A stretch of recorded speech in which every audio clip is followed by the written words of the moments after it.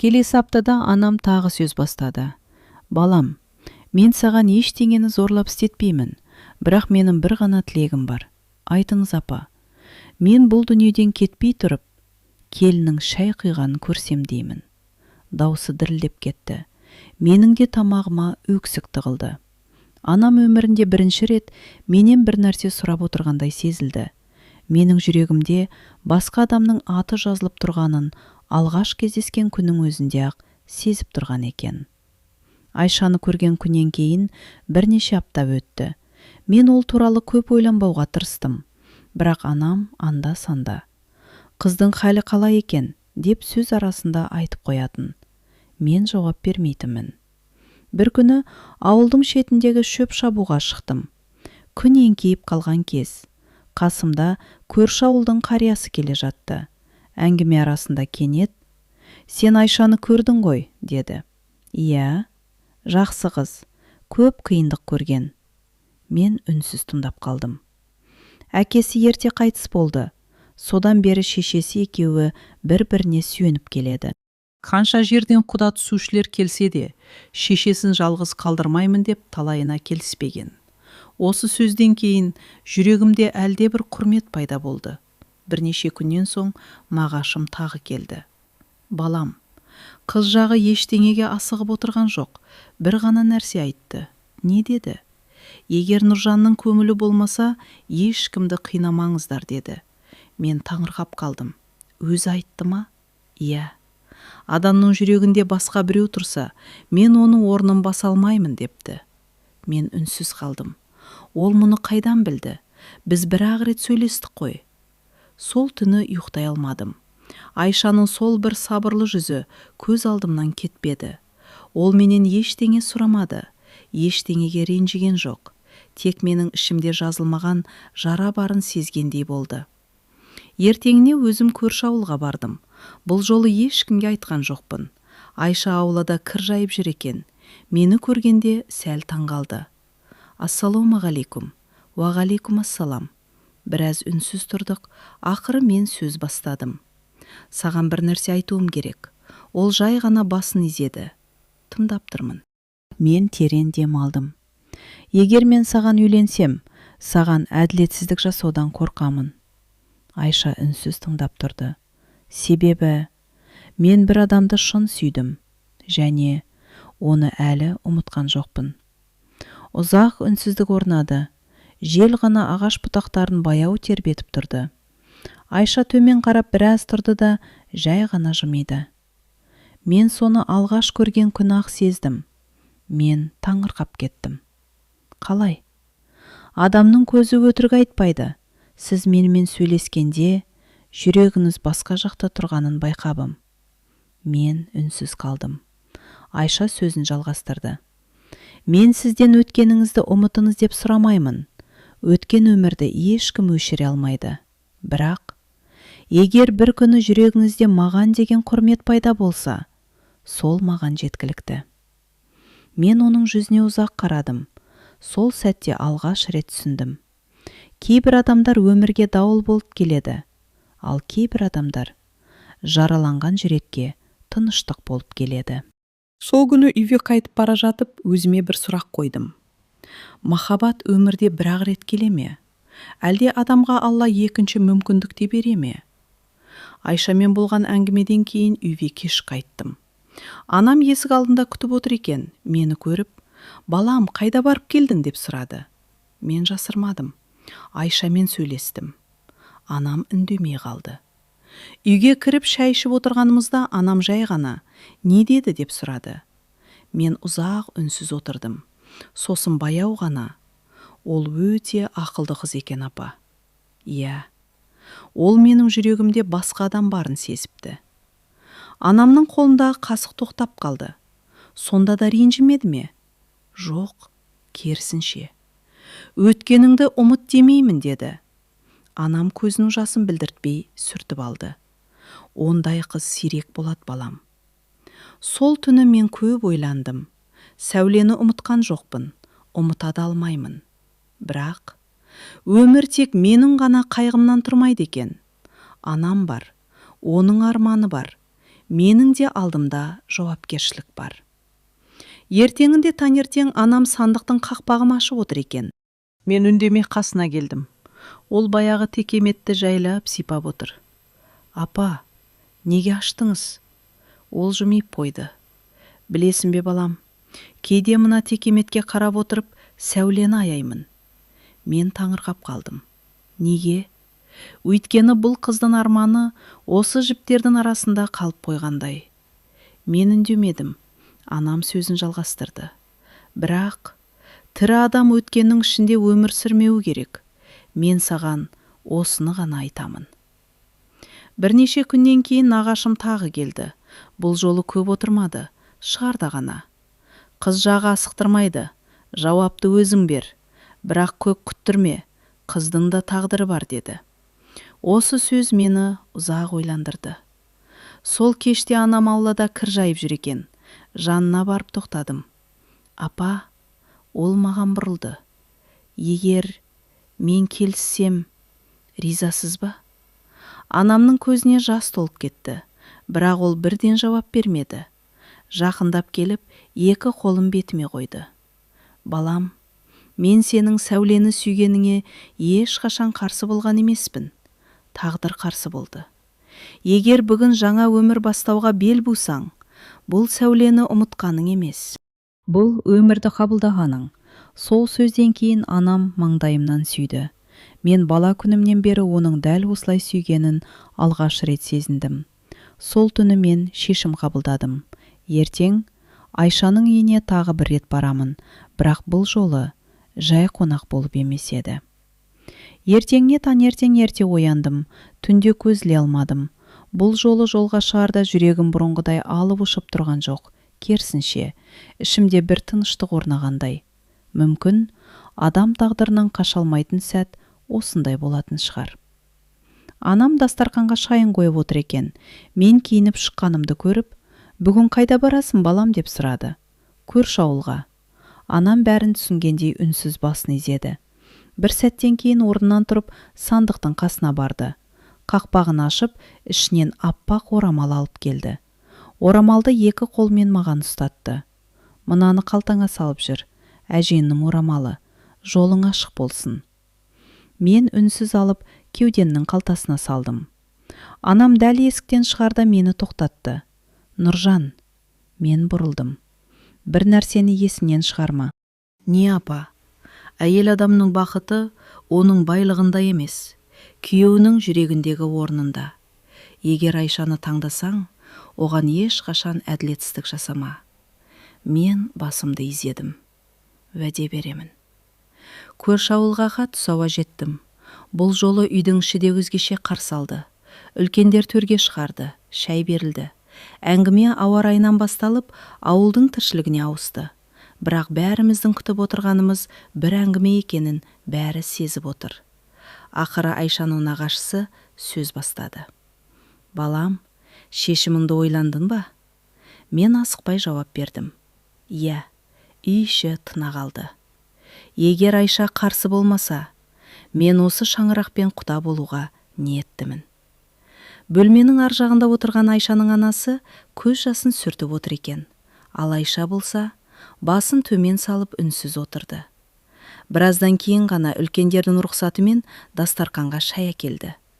Кесені алдыма қойып жатып, жай ғана «Рахмет» деді. Даусы дірілдеп шықты. Мен де баяу ғана «Рахмет» деп жауап бердім. Ол маған алғаш рет тіке қарады. Жүзінде қуаныштан гөрі жауапкершілік басым еді. Сол көзқарастан-ақ мен бір нәрсені түсіндім.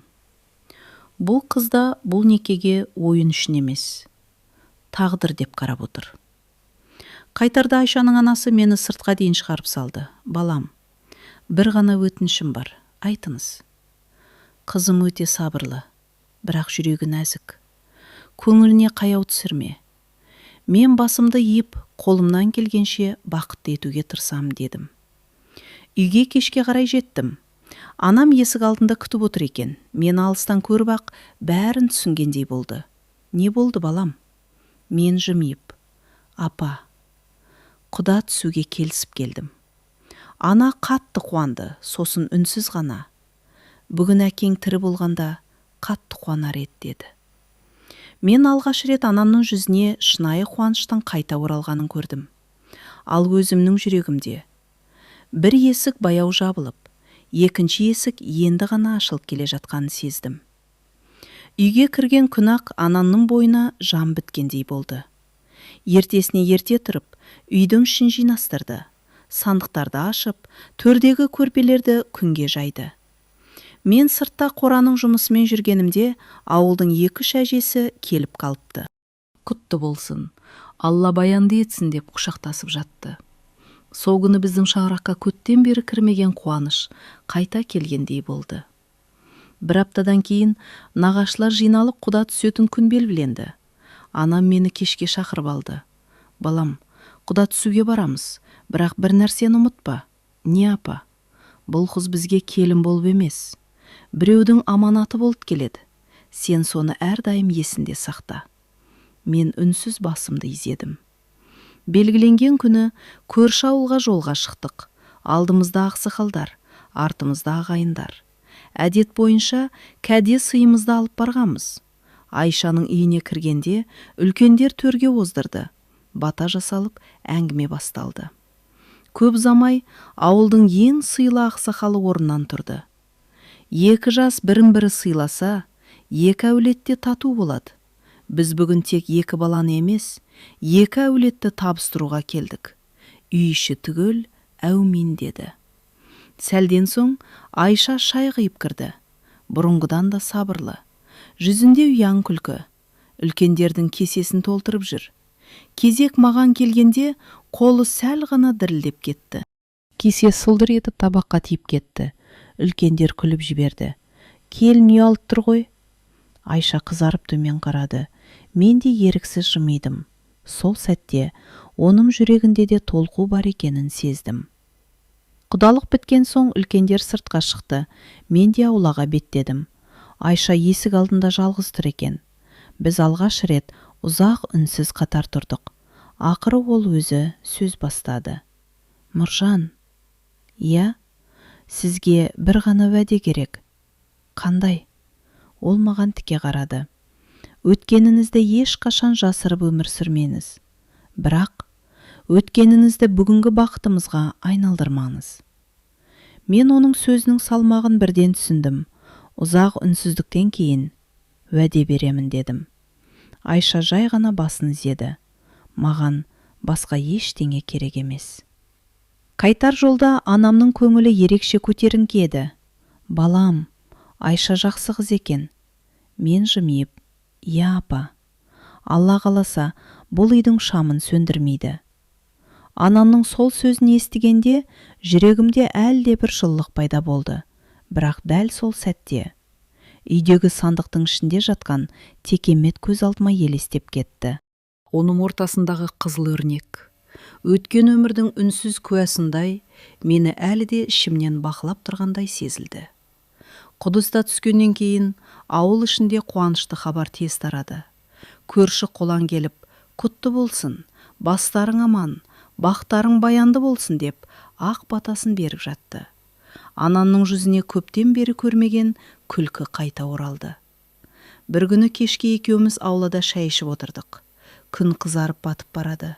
Анам үнсіз отырып, балам, мен сен үшін көп қорықтым. Неден? Жүрегің қатып қалама деп. Мен жымиып қойдым.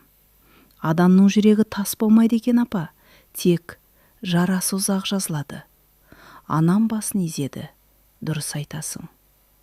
Күздің соңында тойдың күні белгіленді. Үйге ағайындар жиі келетін болды.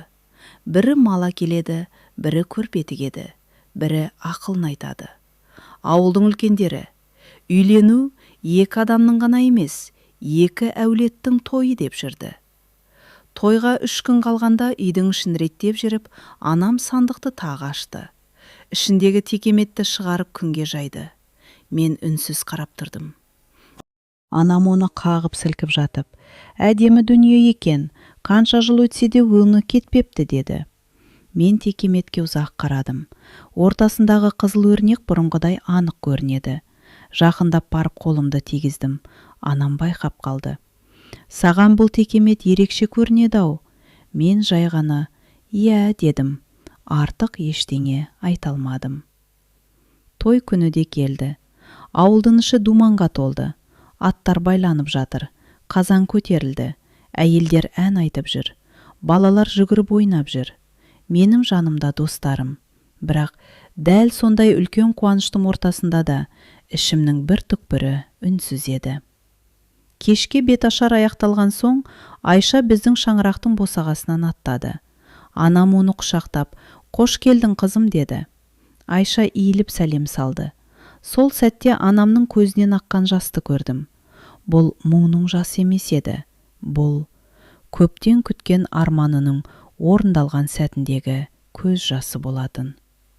Түнде қонақтар тараған соң аулаға жалғыз шықтым. Аспан жұлдызға толы. Самал жел есіп тұр. Бір кезде артымнан аяқ дыбысы естілді. Бұрылсам, Айша екен. Ол жаныма келіп үнсіз тұрды.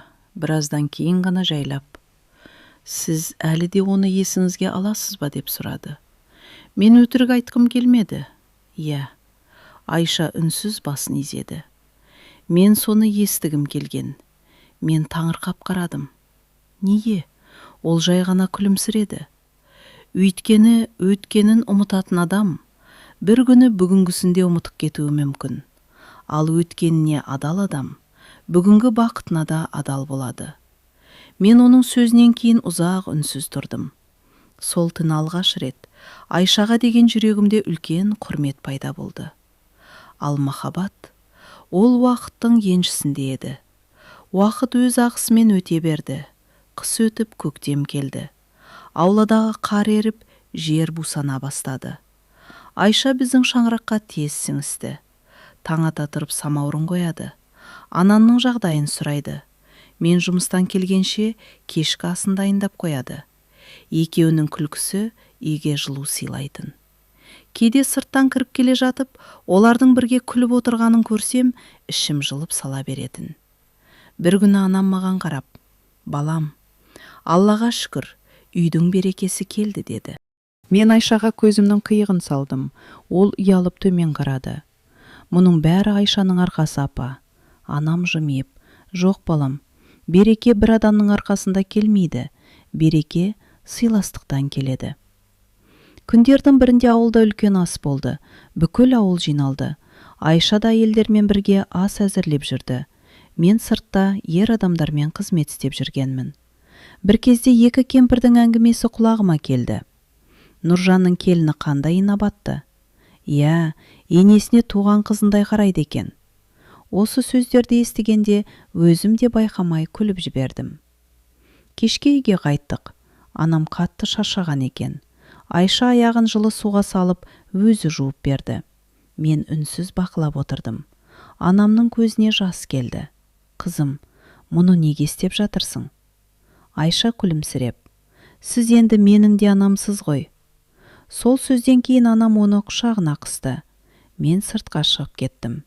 Жүрегіме әлде бір жынлық құйылғандай болды. Сол түні Айша аулаға шықты. Мен орындықта үнсіз отыр едім. Ол жаныма келіп, жай ғана отырды. Біразға дейін екеуміз де сөйлемедік. Ақыры Айша үнсіздікті бұзды. «Нұржан?» «Иә, мен сізден ешқашан мені сүйіңіз деп сұрамаймын». Мен оған қарадым, бауысы өте байсал деді. «Бірақ бір ғана өтінішім бар. Айта ғой. Егер бір күні жүрегіңізде маған деген жылылық пайда болса, соны жасырып жүрмеңіз». Мен баяу ғана басымды изедім. «Уәде». Айша жымиып орнынан тұрды. «Маған осының өзі жеткілікті». Ол үйге кіріп кеткен соң, мен ұзақ отырып қалдым. Өмірдің қызық екенін сонда түсіндім. Бір махаббат адамды жаралайды. Ал екінші бір адам сол жараны жазамын деп ешқашан уәде бермейді. Тек үнсіз қасыңда жүреді. Сол үнсіздік кейде мың сөзден де артық екен. Арада тағы бірнеше ай өтті. Біздің шаңыраққа көптен күткен қуанышты хабар келді. Айша бір күні ұялық қана анама сыбырлап бір нәрсе айтты. Анам қуанып жылап жіберді. Мен ештеңе түсінбей қарап тұрдым. Анам маған бұрылып: «Балам, Алла қаласа, Әке болатын күнің алыс емес екен деді. Мен алғаш рет Айшаның жүзіне қарадым. Ол ұялғаннан көзін көтере алмады. Сол сәтте жүрегімде бұрын болмаған жаңа сезім оянды. Бұл сезімнің аты махаббат па, әлде отбасы алдындағы жауапкершілік пе? Оны өзім де әлі ажырата алмай тұр едім. Сол кеште үйге ауылдың үлкендері келе бастады. Сүйінші, немере сүйгелі жатыр екенсіңдер. Анамның қуанышында шек жоқ. Бір үйден екінші үйге кіріп, тәтті таратып жүр. Мен анамды бұрын мұндай бақытты көрмеген шығармын. Айша бұрынғыдан да көп еңбектенетін болды. Бірақ анам оған жұмыс істеткісі келмейтін. Қызым, ауыр көтерме, демал, мен өзім істеймін. Айша болса, жұмыс істесем өзімді жақсы сезінемін деп күлімсірейтін. Бір күні кешке жұмыстан ерте келдім. Үйге кірсем, Айша терезенің алдында кішкентай көйлек тігіп отыр екен. Ақ матадан, өте кішкентай. Қасына үнсіз барып отырдым. Не тігіп отырсың? Ол күліп, өзіміздің сәбиімізге. Қолымдағы кішкентай көйлекті алып ұзақ қарадым. Сол көйлекке қарап отырып, өзімнің де бала күтіп жүрген әке екенімді алғаш рет анық сезіндім. Күндер өте берді. Айшаның іші білініп қалды. Анам оны көзінен таса қылмайтын болды. Кешке төртеулеп шай ішеміз. Мен, анам, Айша. Және дүниеге әлі келмеген сәби. Кейде анам Айшаның ішіне алақанын қойып, «Әй, менің немерем, тезірек келе ғой» деп сөйлесетін. Айша күліп қоятын. Бір күні түнде оянып кеттім. Айша жоқ. Сыртқа шықсам, аулада аспанға қарап отыр екен. Жанына барып отырдым. Ұйықтамадың ба? Ұйқым келмеді. Аздан соң ол жай ғана. Нұржан. Иә, егер ұл болса, атын кім қоямыз? Мен сәл ойланып қалдым. Оны анам қояр. Бұл қазақтың жолы. Айша басын изеді. Ал қыз болса? Мен жымидым. Қыз болса, сен қоясың. Айша үнсіз күліп жіберді. Ол түні біз көп әңгімелестік. Болашақ туралы, баламыз туралы, армандарымыз туралы. Сол әңгімелердің арасында кенет өзімді ұстап қалдым. Бірнеше сағат бойы. Мен Сәуле туралы мүлде ойламаппын. Осыны сезгенде жүрегім біртүрлі болды. Бұл ұмытқаным емес еді. Бұл өмірдің мені ақырын алға жетелеп келе жатқан еді. Көктемнің соңғы айында анам маған қарап, «Балам, сен өзгеріпсің» деді. Қалай? Көзіңдегі мұң азайған. Мен ештеңе демедім. Бірақ анам дұрыс айтқан еді. Жүрегімнің бір бұрышы әлі де Сәуленің естелігіне тиесілі болатын. Ал қалған бөлігінде жаңа өмір тамыр жайып келе жатты. Жаз ортасы еді. Ауылдың айналасы көкорай болып кеткен. Таңертең мал өріске шығады, кешке шамдатып қайтады. Біздің үйдің де тіршілік өзгерді. Енді барлық әңгіме бір ғана адам туралы болатын. Әлі дүниеге келмеген сәби туралы. Анам күн сайын Айшаның жағдайын сұрайды. «Қызым, шашамадың ба?» «Жоқ апа». «Балаң тепті ме?» Айша күлімдеп, ішіне алақанын қоятын. «Бүгін қатты қозғалып жүр». Анам мәз болып, «Мінезді болады екен» деп күліп қоятын. Мен сырттай қарап отырып, олардың әңгімесін тыңдағанды ұнататынмын. Бір күні кешке жұмыстан шаршап келсем, Айша аулада жалғыз отыр екен. Жүзінен бір түрлі мазасыздық байқалды. Не болды? Ол жай ғана қолымды ұстап ішіне қойды. Бір сәттен кейін іштен кішкентай ғана тебу сезілді. Мен селк етіп кеттім. Қолымды тартып алғымда келмеді. Сездіңіз бе? Мен үнсіз басымды изедім. Тағы бір рет қозғалды. Сол сәтте көзіме еріксіз жас келді. Мен алғаш рет баламның тіршілігін өз қолыммен сезіндім. Сол түні ұйықтай алмадым. Үйдің сыртына шығып отырдым. Біраздан соң анам келді. Қасымнан үнсіз орын алды. «Ұйқың қашты ма?» «Иә». «Мен де дәл осылай болғанмын». Мен таңырқап қарадым. «Сен дүниеге келердің алдында әкең түнімен ұйықтамай шығатын. Балам аман туса екен деп қайта-қайта дұға ететін». Анамның жүзіне ұзақ қарадым. «Әкем қандай адам еді?» Ол жымиып қойды. «Сен сияқты. Аз сөйлейтін, бірақ отбасы үшін бәріне дайын тұратын». Келесі күні анам сандықтың қақпағын ашып отыр екен. Мен жақындадым. Тағы да баяғы текемет. Ол текеметті жайлап қағып, қайта бүктеп жатыр. Апа, неге қайта-қайта шығарасыз? Ол күлімсіреді. Жүн бұйымды анда-санда желдетіп тұру керек, балам. Әйтпесе иістеніп кетеді. Мен басымды изедім. Бірақ көзім тағы да қызыл өрнекке түсіп кетті. Бір сәтке уақыт тоқтап қалғандай болды. Сосын сандықтың қақпағы жабылды. Өткен өмірде сол сандықтың ішінде қайта жабылғандай көрінді. Күзге қарай Айшаның босанатын уақыты жақындады.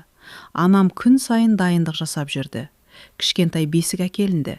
Бесіктің басына үкі тағылды. Ақ жөргектер тігілді, кішкентай жастық дайындалды. Мен солардың бәріне қарап отырып, расында да әке болайын деп жүрмін бе деп өзіме таңғалатынмын. Бір күні түн ортасында Айша ақырын ғана мені оятты. Даусы бәсең шықты. Нұржан. Мен жалма-жан орнынан тұрдым. Не болды? Ол ішін ұстап отыр екен. Жүзінен ауырсынғаны байқалады. Меніңше уақыты келді. Сол сөзді естігенде жүрегім дүрсілдеп қоя берді. Анам да оянып кетті. Ол Айшаға бір қарап бәрін түсінді. Балам, жүгір. Кіндік шешемен ауылдың кіндігін кесетін әжені тез шақыр. Мен есіктен қалай атып шыққанымды өзім де білмей қалдым. Түн қараңғы, ауыл тыныш. Бірақ мен үшін дәл сол түн өмірімдегі ең ұзақ түнге айналып бара жатты. Көрші көшедегі Күлән әженің үйіне жеткенше жүрегім аузыма тығылды. Есікті қағып жібердім. Әже, әже! Есік ашылып, ұйқылы ояу Күлән әже көрінді. Мені көрген бойда бәрін түсінді. Айшаның уақыты келді ме? Иә, жарайды балам, сен жүре бер, мен қазір жетемін. Үйге қайта жеткенімде анам Айшаның қасынан шықпай отыр екен. Үйдің іші тып-тыныш. Тек Айшаның ауыр дем алғаны ғана естіледі. Мен табалдырықтан әрі өте алмадым. Қолымнан ештеңе келмейді. Сол сәтте ер адамның бәрменсіз болатынын алғаш рет сезіндім. Күлән әже келіп, бәрін өз қолына алды. Нұржан, сыртқа шық. Бірақ, балам, бізге кедергі болма. Мен үнсіз сыртқа шықтым. Түн ұзақ болды. Аулада әрі-бері жүрмін. Кейде аспанға қараймын. Кейде үйдің терезесіне қараймын. Әр минут бір сағаттай өтеді. Анам бір шығып, уайымдама, бәрі жақсы, деп қайта кіріп кетеді. Бірақ көңілім бәрібір орнығар емес. Таңға жуық үйдің ішінен нәрестенің жылаған даусы естілді. Дүние бір сәтке тоқтап қалғандай болды. Мен орнымнан атып тұрдым. Көзімнен еріксіз жас ыршып кетті. Бірнеше секундтан кейін анам есікті ашып шықты. Жүзі бал-бұл жайнап тұр. Құттықтаймын, балам, ұлды болдың. Мен не күлерімді, не жыларымды білмедім. Тек анамды құшақтап алдым. Аздан кейін Күлән әже қолына аппақ жөргекке оралған сәбиді ұстап шықты. Әкесі, мынау сенің аманатың. Қолым дірілдеп кетті. Сәбиді құшағыма алдым. Кіп-кішкентай. Жұдырығын түйіп алыпты, көздері жұмылы. Мен оның кішкентай маңдайынан сүйдім. Балам, аман келдің. Үйдің ішінде Айша шаршаған күйі күлімсіреп жатыр екен. Мен жанына барып отырдым. Рахмет. Ол әлсіз ғана басын шайқады. Бұл екеуміздің баламыз деді. Мен оның қолынан ұстадым. Осы сөздің ішінде қаншама қуаныш, қаншама сабыр жатқанын сездім. Сол күні кешке ауыл адамдары сүйінші сұрап келе бастады. Бірі қой жетектеп келді, бірі бесікке көрімдік әкелді, бірі ақ батасын берді. Үйдің іші күлкіге толды. Анам болса немересін құшағынан түсірмей жүр. Дәл әкесіне тартқан деп қайта-қайта айтып қояды. Мен күліп қана отырдым. Кеш бата қонақтар тараған соң бесіктің жанына жалғыз келдім. Ұлым мамыражай ұйықтап жатыр. Мен ұзақ қарап отырдым. Сол сәтте бір ой келді. Мен енді біреудің әкесімін. Баламның өмірінде мен қандай әке боламын? Ол мені қалай еске алады? Осы ойлар жүрегімді тербеп тұрғанда, анам ақырын ғана жаныма келді. Балам, атым қоюды да ойлау керек. Мен жымиып, я апа, ертең азан шақырып атын қоямыз. Мен ұлыма тағы бір рет қарап қойдым. Бірақ ертең қойылатын сол есімнің жылдар өте бүкіл әулеттің тағдырын жалғайтынын, ал дәл осы әулетке 50 жылдан кейін Сәуленің немересі келін болып түсетінін мен ол кезде қайдан білейін? Таң бозарып атқанда біздің үйге ауылдың ақсақалдары жинала бастады. Кеше ғана дүние есігін ашқан сәби бүгін өз есімін алмақ. Анам бесіктің жанына ақ жастық төсеп, ұлымды ұқыттап орап қойды. Үйдің іші ерекше тыныш еді. Көп ұзамай ауылдың молдасы келді. Жасы үлкен, жүзі жылы адам болатын. Ол бесіктің қасына отырып ұлымды қолына алды. Азанның қоңыр үні үй ішін кернеп кетті. Сол сәтте бәріміз үнсіз қалдық. Менің жүрегім дүрсілдеп тұр. Молда азанды аяқтап сәбиімнің оң құлағына ақырын ғана есімін сыбырлады. Есімі Бекжан болсын. Сосын сол есімді сол құлағына 3 рет қайталады. Анамның көзіне жас келді. Әумин. Өмір ұзақ болсын. Елге сыйлы азамат болсын деп отырғандардың бәрі қол жайды. Мен де алақанымды жайдым. Іштей бір ғана тілек тіледім. Мен көрген мұңды бұл бала көрмесін. Сол күннен бастап үйдің тынысы өзгерді. Бекжан жыласа бәріміз жүгіреміз. Ұйықтаса даусымызды бәсеңдетеміз. Күлімдесе үйдің іші думанға айналады. Анам кейде оның қолына алып, «Ей, мынау нағыз атасына тартқан ғой» деп күліп отырады. «Апа, мен әкеме ұқсаймын деп айтушы едіңіз ғой». «Әкене де ұқсайсың, бірақ мына балада сенің бала кезің бар». Мен ұлыма қарап өзімді көргендей болатынмын. Айша да ана атанғанына бірте-бірте үйреніп келе жатты. Түнде Бекжан жыласа, мен де оянып кетемін. Мен өзім дейді Айша. Бірақ мен жоқ, бірге қараймыз деймін. Ол жымиып қояды. Бұрын менің жүзімнен мұндай мейірімді көрмеген шығар. Кейде баланы құшағыма алып, үйдің ішінде ары-бері жүретінмін. Бекжан кішкентай алақанымен саусағымды қысып ұстағанда бүкіл дүниені ұмытып кететінмін. Бір күні кешке анам маған қарап, «Балам, сен бұрын үйге кеш келетін едің. Қазір жұмыстан шыға сала асығасың». Мен күліп жібердім. Енді мені күтіп отырған 2 адам бар. Анам басын шайқап, «Жоқ, 3 адам». Мен таңырқай қарадым. «Мені де ұмытпа».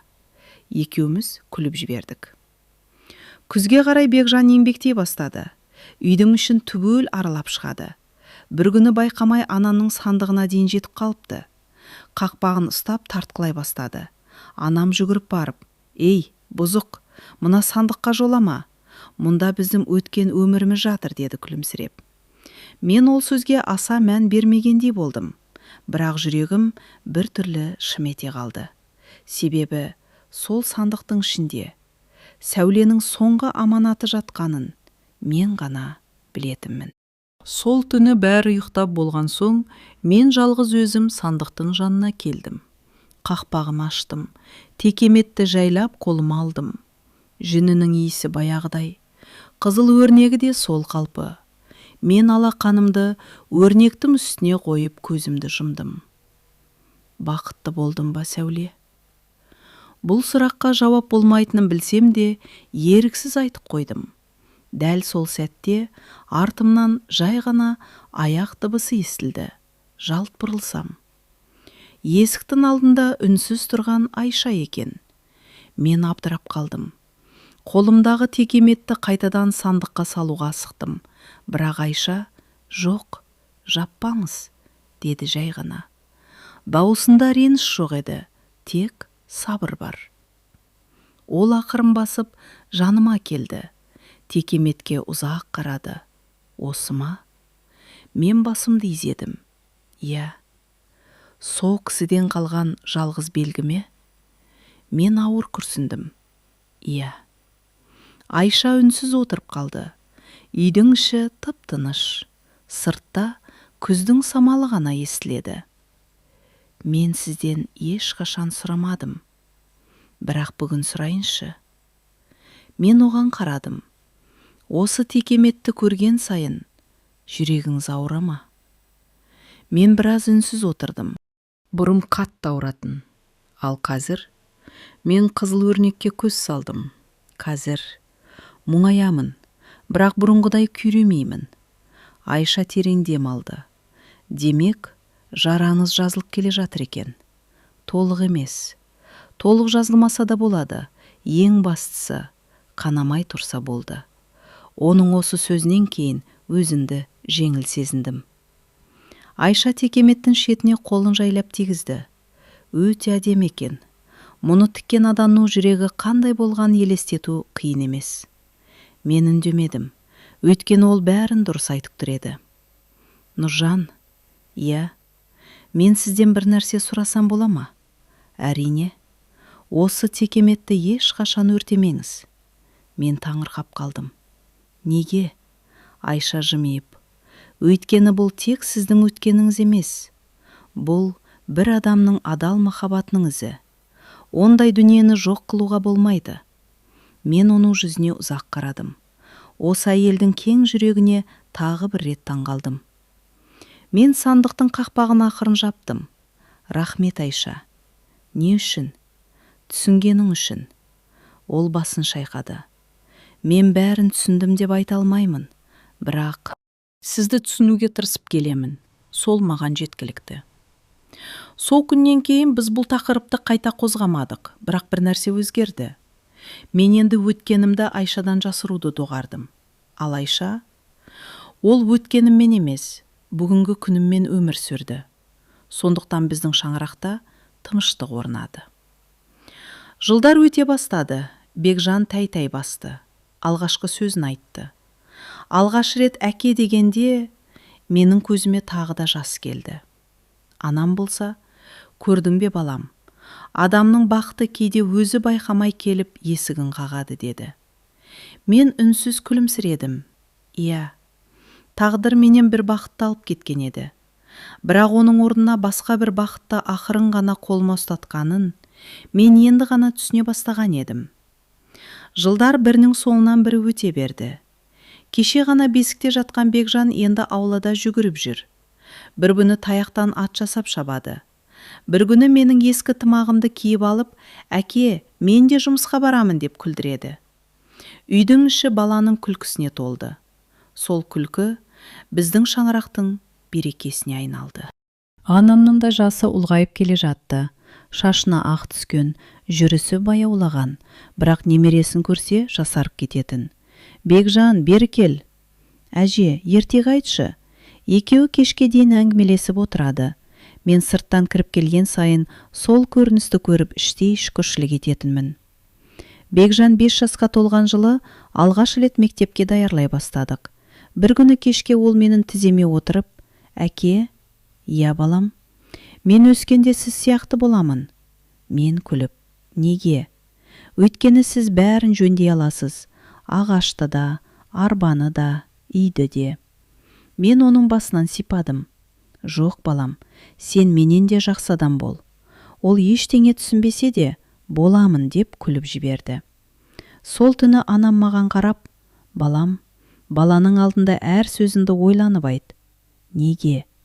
Өйткені олар біздің айтқанымызды емес, көргенін қайталайды. Анамның бұл сөзі өмір бойы есімде қалды. Күздің бір күні еді. Мен қораның шатырын жөндеп жүрдім. Бекжан төменде маған құралдарды беріп тұр. Әке, мә балға, мә шеге. Кенет аяғым тайып кетті. Төменге құлап үлгермедім, бірақ қатты селк кеттім. Төменнен Бекжанның қорыққан даусы шықты. Әке, мен дереу күліп, ештеңе болған жоқ, батыр дедім. Бірақ жерге түскен соң ол жүгіріп келіп, белімнен құшақтап алды. Кішкентай жүрегі тарсылдап соғып тұр екен. Мен қорқып кеттім. Мен оны құшағыма қысып, мен ешқайда кетпеймін балам дедім. Сол сөзді айтқанда өз әкем есіме түсті. Мен де бала күнімде дәл осылай әкеме сенген шығармын. Кешке Айша шай құйып отырып, Бекжан бүгін қатты жылады. Білемін, ол сізді қатты жақсы көреді. Мен үнсіз қалдым. Айша жымиып, кейде баланың махаббаты үлкендердің махаббатынан да таза болады. Оның сөзі рас еді. Баланың жүрегінде күдік те, өкпе де болмайды. Қыс түсіп, ауылды ақ қар басты. Бір кеште пештің қасында бәріміз бірге отырдық. Сыртта боран ұлып тұр. Бекжан анамның тізесіне басын қойып ұйықтап қалған. Айша жүн шұлық тоқып отыр. Мен үнсіз отқа қарап отырғанмын. Сол сәтте анам жай ғана: «Нұржан, я апа, мен енді ештеңеге алаңдамаймын». Мен басымды бұрдым. Неге олай дейсіз? Ол немересінің маңдайынан сипап, себебі сен жалғыз емессің. Артыңнан ерер ұрпағың бар. Қасында адал жарын бар. Шаңырағының түтіні түзу шығыптыр. Ана үшін бұдан асқан бақыт болмайды. Мен анама қарадым. Жүзінде ерекше бір тыныштық бар еді. Бірақ сол тыныштықтың ішінде қоштасуға ұқсайтын бір мұңның да табы сезілетін. Мен ол кезде бұл сезімнің нені білдіретінін түсінбедім. Көктем биыл ерте келді. Қар еріп жер бусанып жатқанымен, біздің үйдің ішінде бұрынғыдай көңілді күй жоқ еді. Анам күннен күнге әлсіреп бара жатты. Бұрын таң намазынан кейін аулаға шығып, құстарға жем шашатын. Қазір болса ұзақ отырып қалатын болды. Кейде терезенің алдындағы орындыққа жайғасып алып, сыртқа үнсіз қарап отыратын. Бір күні жұмыстан ертерек келдім. Айша есіктің алдынан қарсы алды. Дауысы бәсең шықты: «Нұржан, апаңыз бүгін көп шаршап қалды». Мен бірден анамның бөлмесіне кірдім. Ол терезеден түсіп тұрған күн сәулесіне қарап отыр екен. Мені көріп баяу ғана жымиды. «Келдің бе балам?» «Келдім апа. Қалыңыз қалай?» «Қартайдым. Одан басқа ауруым жоқ». Мен жанына отырып қолын ұстадым. Бала күнімде маған күш беретін сол қолдың әжімі көбейіп, жылуы бұрынғыдан да ыстық болып кеткендей еді. Күндер өте берді. Айша анамды өз анасындай күтті. Тамағын уақытында береді, дәрісін ішкізеді, киімін жуып, төсегін ауыстырады. Анам кейде оған ұзақ қарап отырып: «Қызым, сен бұл үйге келін болып емес, қыз болып келген екенсің» дейтін. Айша үндемей күлімсіреп, анамның қолын сипап қоятын. Бекжан болса әжесінің жанынан шықпайтын. Күнде ертек айтқызады. Кейде басына жастық әкеліп береді. Кейде кішкентай алақанымен әжесінің бетін сипап: «Әже, ауырып қалмаңызшы» деп қояды. Сонда анамның көзіне еріксіз жас келетін. «Жоқ қарағым, әжең әлі біраз жүреді». Бірақ мен оның даусының баяғыда емес екенін сезетімін. Бір күні кешке анам мені жанына шақырды. «Нұржан, төрдегі сандықты бер әкелші». Жүрегім шым ете қалды. Сол сандық. Талай жылдан бері үйдің төрінде үнсіз тұрған. Мен оны ақырын көтеріп, анамның алдына қойдым. Ол қақпағын баяу ашты. Ішіндегі дүниелерді бір-бірлеп қолына алды. Әкемнің ескі белдігі, өзінің қыз кезінен қалған кестелі орамалы, сарғайып кеткен бірнеше сурет, ең соңында текемет. Анам оны ерекше ұқыптылықпен шығарып алдына жайды. Қызыл өрнек әлі де сол қалпы. Анам өрнектің үстінен алақанын жайлап жүргізді. «Есіңде ме балам? Әскерден келген күніңде осы текеметті алғаш өз қолына ұстатқан едім». Мен үнсіз басымды изедім. «Есімде апа. Сол күні сен ештеңе айтпадың, бірақ сенің көзің бәрін айтып тұрды. Мен анамын ғой. Сенің ішіңдегі мұңды сөзсіз де түсіндім. Мен үнсіз тыңдап отырдым.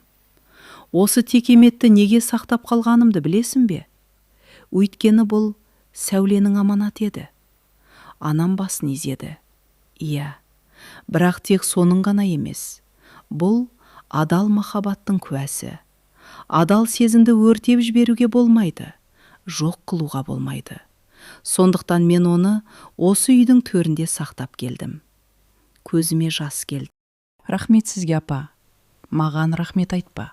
Бұл менің емес, аналық парызым еді». Анам текеметті қайта бүктеді. Әр бүктеген сайын бір дәуірді бүктеп жатқандай көрінді. Сосын оны сандыққа қайта салды.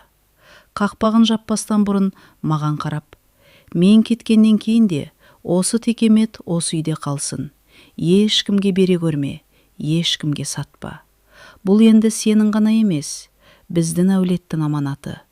Бір күні оның қадірін түсінетін адам табылады. Мен ол сөздің мағынасын толық түсінбедім, тек уәде беремін апа дедім. Анам жымиып қойды. Енді көңілім тыныш. Айшаға ие бол, Бекжанды жақсы азамат етіп өсір. Шаңырақтың отын өшірме, сендер тату болсаңдар. Менің өмірімнің бос өтпегені. Мен анамның қолын екі алақанымның арасына қысып отырдым. Бала күнімде сол қол мені жетектеп мектепке апарған. Жығылғанымда тұрғызған, қуанышымда маңдайымнан сипаған. Енді сол қол әлсіреп бара жатқанын сезу жүрегімді ауыртты. Сол түні көзіме ұйқы келмеді. Анамның бөлмесінің есігін бірнеше рет ашып қарадым. Ол тыныш ұйықтап жатыр екен. Терезеден түскен ай сәулесі жүзіне түсіп тұрды. Мен есікті жайлап жауып шықтым. Ішімде бір ғана тілек болды. Алла тағалам, анамды қасымнан әлі ала көрмеш. Бірақ адам баласы тілегеннің бәріне жете бермейді екен. Кейде тағдыр ең ауыр аманатты, дәл ең бақытты күндердің арасында табыстайды. Таң әдеттегіден тым тыныш атты. Мен ерте ояндым. Әдетімше анамның бөлмесіне кірдім. Ол ояу екен. Терезеден түсіп тұрған таңғы жарыққа қарап жатыр. Мені көргенде баяу ғана жымиды. Ерте тұрыпсың ғой балам. Ұйқым келмеді апа. Жанына барып отырдым. Бүгін анамның жүзі ерекше нұрланып кеткендей көрінді. Әлде маған солай сезілді ме? Аздан соң Айша шәй әкелді. Бекжан әдетінше әжесінің құшағына ұмтылды. Анам оны құшағына алып, ұзақ маңдайынан иіскеді. Бұрынғыдан да ұзақ. Сосын мейірлене қарап: менің ақылды балам, әжеңді ұмытпа, жарай ма? Бекжан ештеңе түсінбей күлді. Ұмытпаймын. Үйдегілер де күліп жібердік. Тек анам ғана үнсіз қалды. Түске қарай ол мені тағы шақырды. Нұржан, мен жанына келдім. Бүгін үйден ешқайда шықпа. Жарайды апа. Ол қолымды ұстап біраз отырды. Сен кішкентай кезіңде әкең екеуміз сені қатты уайымдайтынбыз. Тым тыныш бала едің. Кейін есейгенде де сол мінезің өзгермеді. Қайғынды да, қуанышынды да ішіне сақтайтын болдың. Мен үндемедім. Бірақ бүгін сенен бір нәрсе сұраймын. Айтыңыз. Ешқашан жалғыз қалма. Айшаға шындаш. Бекжанмен сырлас. Ер адамның көз жасы әлсіздік емес. Ішіндегі қайғысын ешкімге айтпай жүру. Міне, сол ауыр. Мен анамның қолын қыса түстім. Уәде беремін. Күн бата бергенде анамның тынысы ауырлай бастады. Айша жастығын түзеп қойды. Мен дәрігер шақыруға ұмтылдым. Анам басын шайқады. Әуре болма балам. Менің уақытым келді. Олай деменізші. Тыңда. Бұл дүниеге келген адамның бәрі бір күні кетеді. Маңыздысы артында қандай із қалдырғаны. Сендер менің ізімсіңдер. Айша көз жасын сүртіп бұрылып кетті. Мен анамның жанында қалдым. Ол бір кезде Бекжанды шақырды. Келші құлыным. Бекжан әжесінің қолынан ұстады. Әже, сіз ауырып қалдыңыз ба? Анам күлімсіреді. Жоқ, әжен сәл шаршады. Сен әкеңнің сөзін тыңдайсың ба? Тыңдаймын. Анаңды ренжітпейсің бе? Жоқ, жақсы бала бол. Бекжан басын изеді. Ол бұл әңгіменің соңғы әңгіме екенін қайдан білсін? Кешкі намаздың уақыты болатын. Сырттан азан үні естілді. Анам көзін жұмып, еріндерімен дұға оқыды. Біз үнсіз отырдық. Бір кезде ол ақырын ғана: Нұржан. Иә апа. Әкең күтіп тұрған шығар. Сол сөзден кейін жүзіне ерекше тыныштық орнады. Мен оның қолын ұстап отырдым. Бір сәтте қолының жылуы баяу суи бастағанын сездім. Апа. Даусым дірілдеп кетті. Жауап болмады. Апа. Үнсіздік. Тек үйдің ішіндегі ауыр тыныштық қана қалды. Айша жылап жіберді. Мен анамның қолын жібермедім. Ұзақ отырдым. Көзімнен жас аққанын да байқамаппын. Сол күні мен тағы бір рет жетім қалдым. Әкемнен айырылғанда балалық шағым аяқталған еді. Ал анамнан айырылған күні өмірімнің ең үлкен тірегі құлады. Анамды ақтық сапарға шығарып салған күн. Аспанда бізбен бірге жылағандай болды. Таңнан бері майда жаңбыр себелеп тұрды. Ауылдың үлкені де, кішісі де біздің үйге жиналды. Жақсы адамның артынан ел жүреді деген сөздің рас екеніне сол күні көзім жетті. Анамды соңғы сапарға шығарып салуға келген адамдардың қарасы көп болды. Әркім оның жасаған жақсылығын айтып жатты. Бірі, осы кісіде ақ көңіл жан аз еді десе, екіншісі, талай жетімге пана болды деп көзіне жас алды. Мен үнсіз тұрдым. Құлағыма ештеңе анық естілмейтіндей. Жаназа бітіп ел тарай бастағанда үйдің іші аяқ астынан босап қалғандай болды. Кеше ғана анам отырған орын бос тұр. Кеше ғана шай қиып отырған кесесі сөреде сол күйі тұр. Төсегінің жастығында әлі де оның иісі қалғандай. Сол иіс жүрегімді одан сайын қысты. Кешке қарай бәрі тарады. Үйде үшеуміз ғана қалдық. Мен, Айша, Бекжан. Бекжан ештеңені толық түсіне қоймаған. Ол үйдің ішін қарап жүріп, «Әке, әжем қайда кетті?» деп сұрады. Менің тамағыма өксік тығылды. Не деп жауап берерімді білмедім. Айша үндемей баланы құшағына алды. Ал мен тізерлеп отырып, «Әжең, Алланың қасына кетті балам» дедім. Ол қайтып келе ме? Осы сұрақ жүрегімді тіліп өтті. Мен баланды құшақтап, «Жоқ, бірақ ол бізді әрқашан көріп жүреді. Сен жақсы бала болсаң, әжең қуанып жүреді». Бекжан басын изеді. «Онда мен жақсы бала боламын». Сол сәтте көзімнен жас тағы да сырғып кетті. Түнде ұйықтай алмадым. Үйдің іші бұрын соңды болмағандай тыныш. Анамның жөтелі жоқ, таңғы дұғасының үні жоқ, ас үйдегі аяқ дыбысы жоқ. Сол тыныштықтың өзі жаныма батты. Мен орнымнан тұрып төрдегі сандыққа келдім. Қақпағын жайлап аштым. Ішінде анамның қолмен бүктелген текемет жатыр. Мен оны сыртқа шығарып алдыма жайдым. Жүнінің арасынан әлсіз ғана таныс иіс сезілгендей болды. Бұл жолы тек сәуле емес. Анам да есіме түсті. Осы текеметке екеуінің де қолы тиген. Бірі оны махаббатпен тоқыды, бірі оны аманат деп сақтады. Мен екі алақанымды текеметтің үстіне қойып ұзақ отырдым. Артымнан Айша келді. Ол үндемей жаныма отырды. Бұл жолы ештеңе сұрамады. Тек иығыма қолын қойды. Сол үнсіз қолдау маған жеткілікті болды. Біраздан кейін ғана ол ақырын, «Сіз жалғыз емессіз, Нұржан» деді. Мен алғаш рет оның иығына басымды сүйедім. Білемін, егер сендер болмағанда, бұл қайғыны қалай көтерер едім білмеймін. Айша көз жасын сүртіп, «Енді біз осы үйдің үлкеніміз. Апаңыз соны аманаттап кетті». Мен басымды изедім. Иә, енді бұл шаңырақтың барлық жүгі менің иығыма түсті. Сол түні мен өзіме үнсіз серт бердім. Анам армандаған отбасын сақтаймын. Бекжанды адал азамат етіп өсіремін. Айшаның қадірін білемін. Ал төрдегі сандықтағы текеметті өмірімнің соңына дейін көзімнің қарашығындай сақтаймын. Өйткені ол тек бір махаббаттың ғана емес, екі ұрпақты жалғайтын тағдырдың үнсіз куәсі еді. Анамның 40 өткенше үйімізге адам үзілмеді. Күн сайын біреу келеді, Құран оқылады, естелік айтылады. Бәрі артында жақсы ұл қалдырды. Келіні де өз қызындай болды. Немересінде көріп кетті деп жұбатып жатты.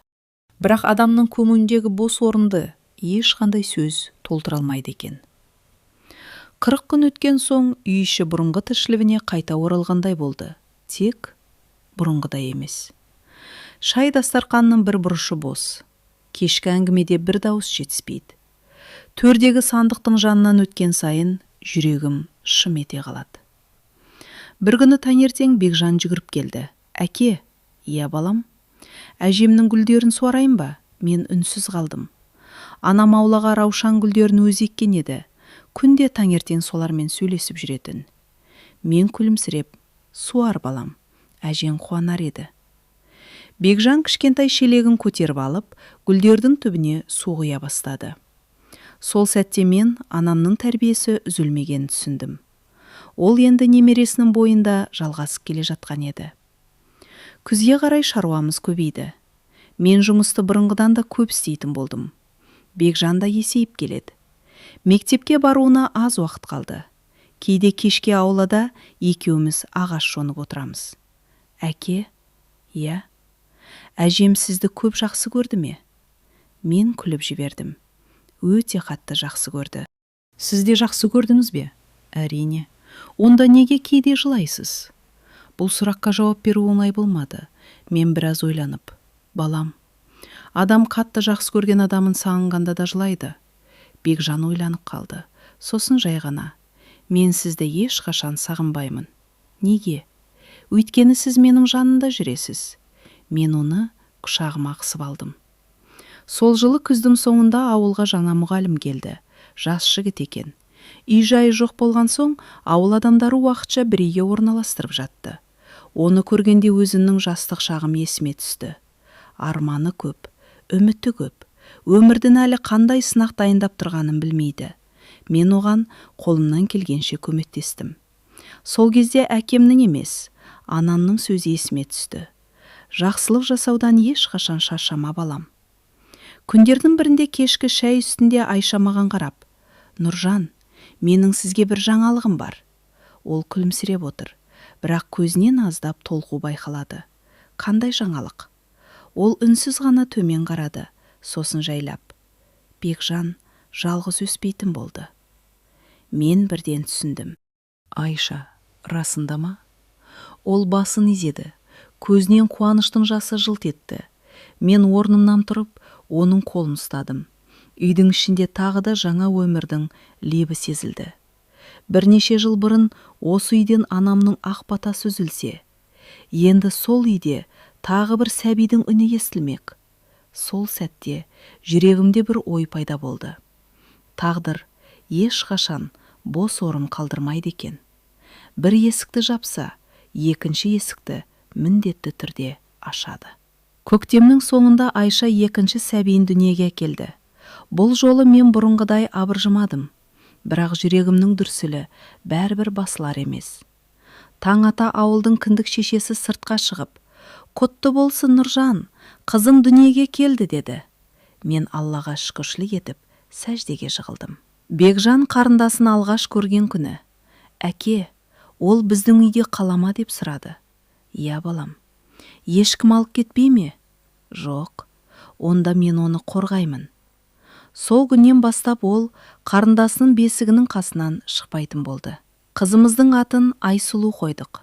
Анам тірі болғанда дәл осы атты ұсынар ма еді деп көп ойландым. Бірақ жүрегім осы есімге тоқтады.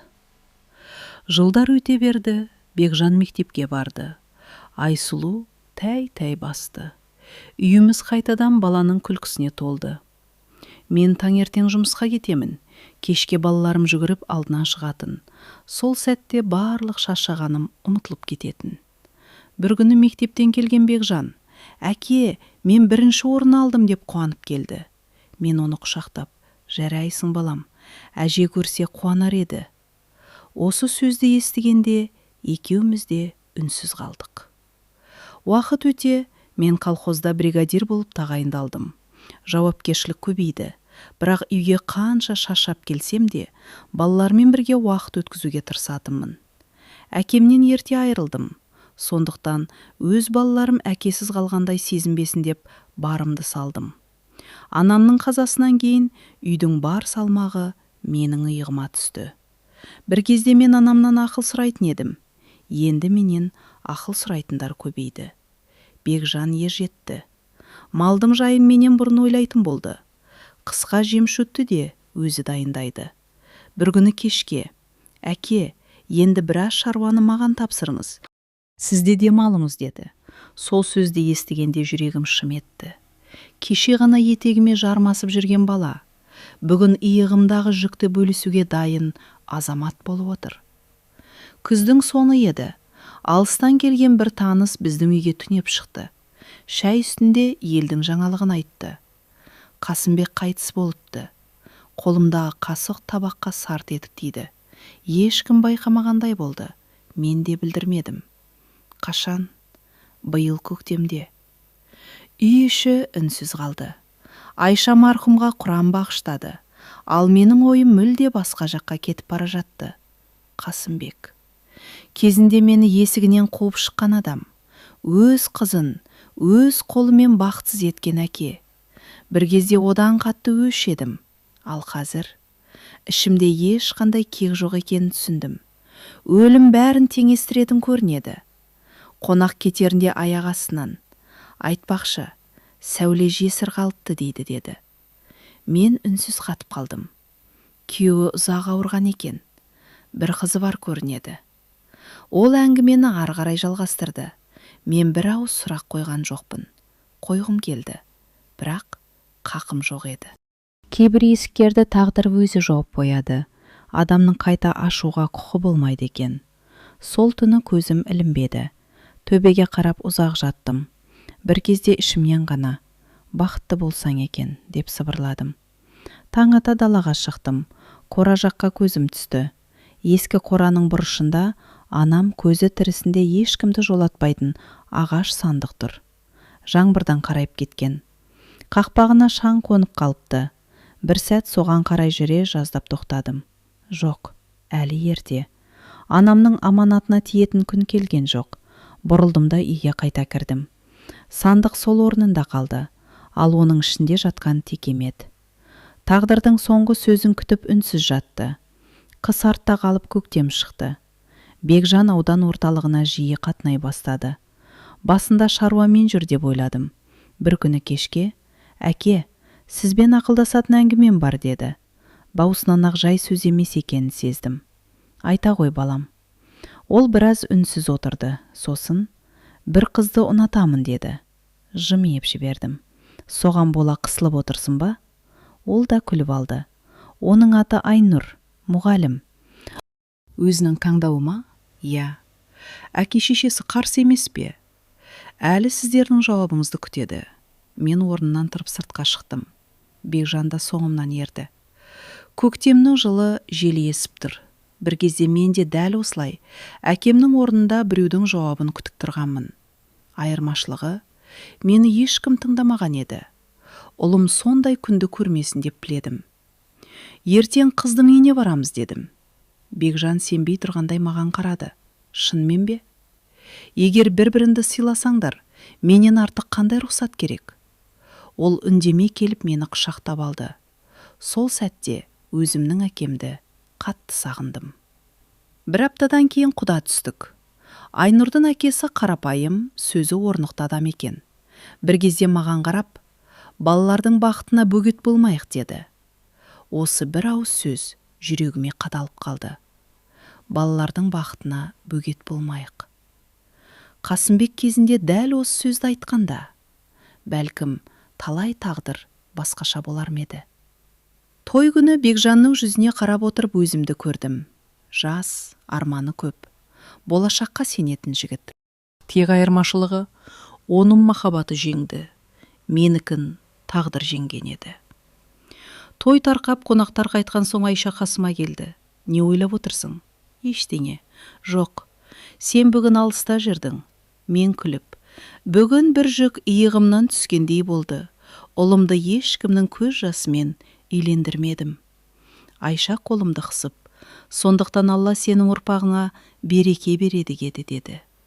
Сол түні ұзақ уақыттан бері алғаш рет жаным ерекше тыныш ұйықтады. Өйткені мен өз өмірімде түзете алмаған әділетсіздікті ұлымның тағдырында қайталатпадым. Бекжан үйленгеннен кейін шаңырағымыздың шырағы бұрынғыдан да жандана түсті. Айнұр келін болып түскен алғашқы күннен ақ анасының емес, осы үйдің қызы сияқты болып кетті. Айша да оны жатсынған жоқ. Екеуі ас үйде күлісіп жүргенде үйдің іші ерекше жылып кететін. Бір күні сырттан кірсем, Айнұр маған шай ұсынып, әке, шаршаған шығарсыз деді. Әке, Осы сөзді алғаш рет естігенде жүрегім елжіреп кетті. Көп ұзамай тағы бір қуанышты хабар келді. Айсұлу да өз теңін тауыпты. Жігіттің аты Ермек, ұстаз, сабырлы, тәрбиелі жігіт екен. Олар бізден рұқсат сұрап келді. Мен Ермекке ұзақ қарап отырдым. Жігіттің жанарында жалғандық жоқ. Қызымды ренжітпейсің бе дедім. Ол еш ойланбастан, ренжітсем, ең алдымен өзімді кешіре алмаймын деді. Осы жауабы маған жетті. Қыз ұзатар күнде келді. Айсұлудың бұрымын сипап отырып тамағыма өксік тығылды. Әке, жыламаңызшы деді ол күліп. Мен жылап тұрған жоқпын. Көзіміз айтып тұр. Мен үндей алмадым. Қызымды құшақтап тұрып, барған жеріне бақ болып бар. Ешқашан өз бақытыңнан бас тартпа дедім. Бұл сөзді мен оған ғана емес, кезінде айта алмай қалған бір адамға да айтып тұрғандай едім. Үй тып-тыныш болып қалды. Бір ұл өз алдына отау болды. Бір қыз ұзатылды. Кешкі шайда 4 кесе емес, 2 кесе ғана тұратын болды. Айша бір күні, үй кішірейіп кеткен жоқ, дауысы азайып кеткен екен деді. Мен үнсіз басыз едім. Расында, кейде үйдің кендігі емес, ішіндегі адамдардың күлкісі оны үлкен етеді екен. Арада бір жыл өтті. Көктемнің бір таңында Бекжан жүгіріп келді. Әке, даусынан бірден қуанышты сездім. Не болды? Сіз ата болатын болдыңыз. Мен орнымнан тұрып кеттім. Не күлерімді, не сөйлерімді білмедім. Айша көзіне жас алып, Аллаға шүкір деп қайталай берді. Сол сәтте өзімнің әкем есіме түсті. Ол немересін көре алмады, ал менің қолыма немере алу бақыты бұйырып тұр. Өмір кейде тартып алғанның орнын басқа қуанышпен толтырады екен. Бірақ адамның жүрегіндегі алғашқы махаббаттың ізі ғана ешқашан өшпейді. Немеремді алғаш қолыма алған сәтте жүрегім ерекше елжіреді. Қып-қызыл алақанын саусағыма қысып ұстап алды. Сол титтей саусақ мені өткен өмірімнен бір сәтке жұлып алғандай болды. Мен оған ұзақ қарап тұрдым. Атын кім қоямыз дедім. Бекжан, өз аузыңыздан шықсын деді. Біраз ойланып, Арман болсын. Барлығымыз үндемей қалдық. Бұл атты бекер таңдаған жоқ едім. Әр адамның ішінде орындалмай қалған бір арманы болады. Алла соны балалары мен немерелері арқылы орындап жатады. Арман үйдің еркесіне айналды. Мен жұмыстан келе сала соны іздеймін. Ол болса алыстан ақ ата деп жүгіріп шығады. Кейде иығыма мінгізіп ауылды аралаймын. Кейде қозылардың қасына ертіп барамын. Ата, мынау қай мал? Бұл қозы. Ал анау? Тоқты. Ал анау? Қошқар. Әр сұрағына жауап берген сайын өзімнің де бала күнім есіме түсетін. Жылдар сырғып өте берді. Арманның соңынан тағы 2 немере дүниеге келді. Үйіміз қайтадан балалардың күлкісіне толды. Айша, үйіміздің берекесі осы балалар ғой деп жиі айтатын. Мен де соғам қосылатынмын. Бір күні кешкі шәй үстінде Арман дәптерін көтеріп келді. Ата, мектепте өмірде кімді үлгі тұтасың деген шығарма берді. Мен күліп, кімді жазасың? Сізді. Неге? Ол еш ойланбастан. Өйткені әкем, атам ешкімнің ақысын жемеген адам дейді. Тамағыма бір нәрсе кептеліп қалды. Сол сөз. Маған берілген ең үлкен марапат еді. Мен өмір бойы байлық жинамадым. Атақ іздемедім. Тек адам болып қалуға тырыстым. Соны балам да, немерем де байқап өсіпті. Арман мектепке барған жылы мен 60-қа таядым. Айнаға қарасам, самайым аппақ. Кешке мал қорадан келгенде бұрынғыдай жеңіл жүрмеймін. Бірақ жүрегімде бір өкініштен басқа ауыр жүк қалмаған еді. Бір күні ауылға баяғы таныс Шопан келді. Екеуміз қораның көлеңкесінде шәй ішіп отырдық.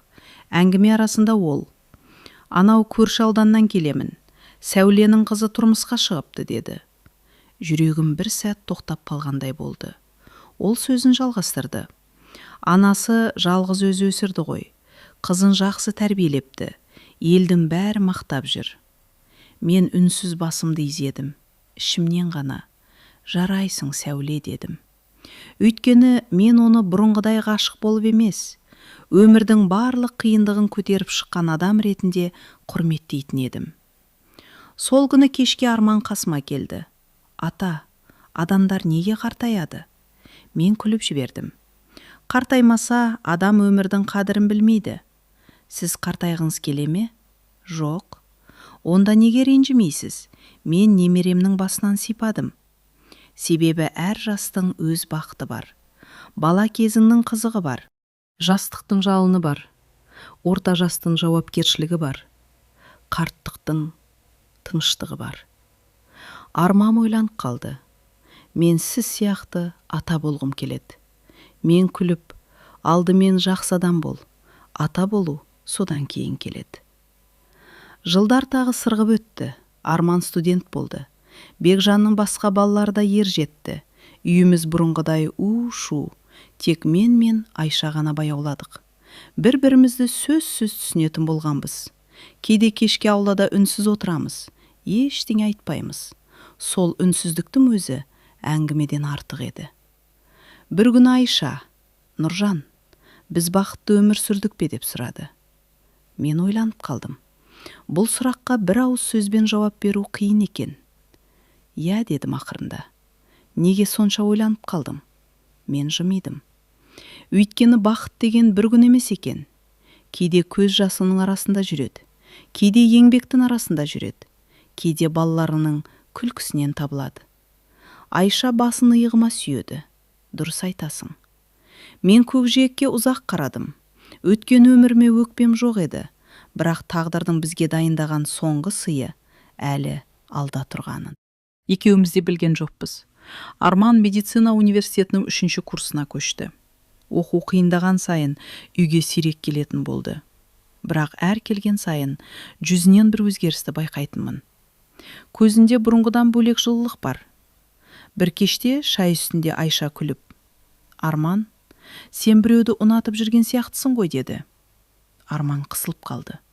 Әже, жасырма. Атаң да жас болған. Үйдің іші күлкіге толды. Сәлден соң ол маған қарап, ата, есіңізде ме? Бұрын айтқан Аружан. Біз әлі бірге оқимыз. Қазір бір ауруханада тәжірибеден өтіп жүрміз. Мен басымды изедім. Есімде.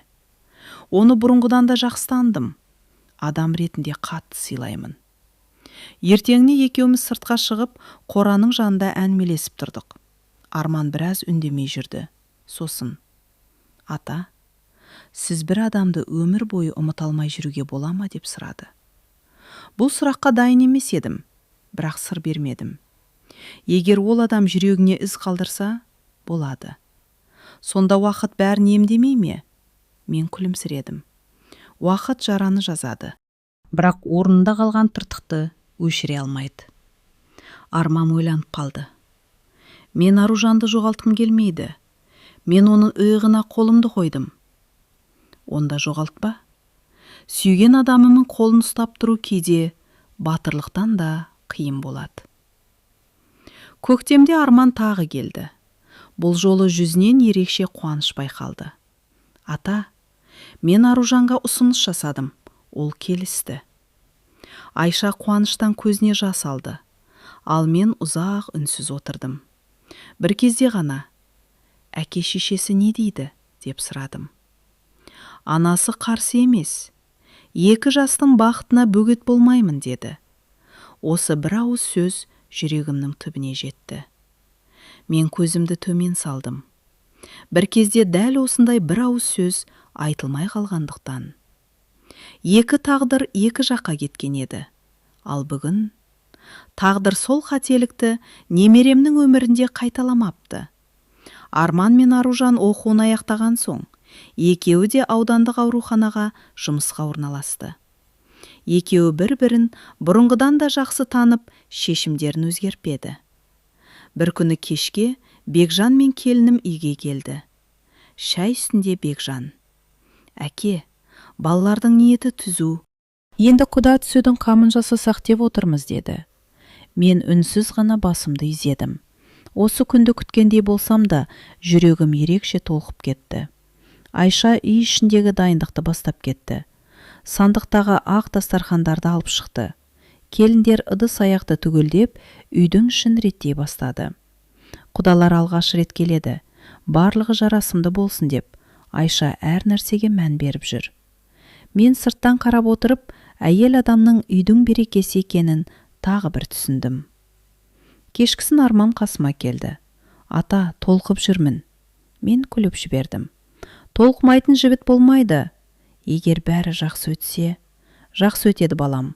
Адам адал ниетпен барған жерінен құр қайтпайды. Арман үнсіз басын изеді.